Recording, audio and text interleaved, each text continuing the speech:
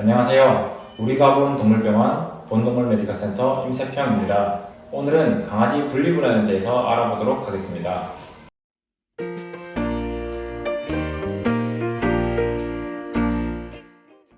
강아지 분리불안이란 보호자가 없는 상태에서 불안감이 증폭되어 아이가 당황하며 극도로 예민해지는 상태입니다. 분리불안의 분류는 세 가지로 나누어 볼 수 있는데요. 첫 번째로는 분리 스트레스입니다. 분리 스트레스의 경우 정신적 증상만 보이는 것이 특징이며 이는 약물 치료와 같은 치료의 대상이 아닙니다. 두 번째는 분리 불안증, 세 번째는 분리 공포증입니다. 우리가 주목해야 할 분리 불안은 바로 분리 공포증입니다.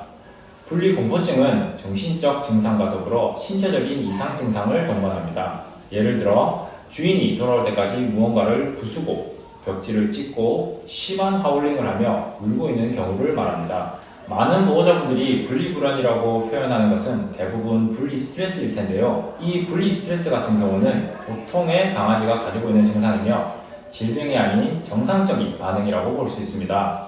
실제 분리 공포증을 느끼는 아이들의 경우 집안에 벽지가 남아나는 경우가 없고 발사탕 등 한 부위를 집착에 가깝게 핥으며 이로 인해 생긴 습진이나 상처가 많고 무언가를 부수다 보니 이빨이 깨져 있는 경우도 있습니다.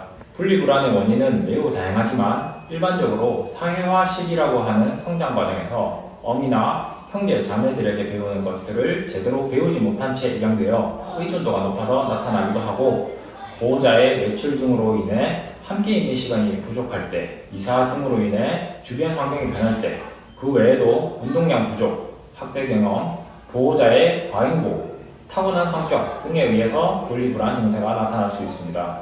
이러한 분리불안의 증상은 여러 가지가 있습니다. 첫째, 보호자가 나간 문을 물어뜯는 경우.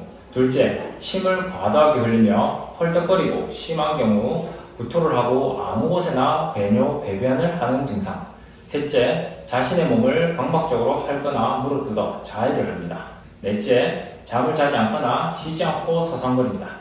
다섯째, 가정 내에 보호자의 채취가 남아있는 침구, 양말, 가구 등 벽지를 물어뜯으며 파괴적인 행동을 보입니다. 마지막으로 과하게 울거나 하울링을 통해 멀리까지 전달되는 소리를 내어 누군가를 찾거나 자신의 공포스러운 감정을 표현하기도 합니다.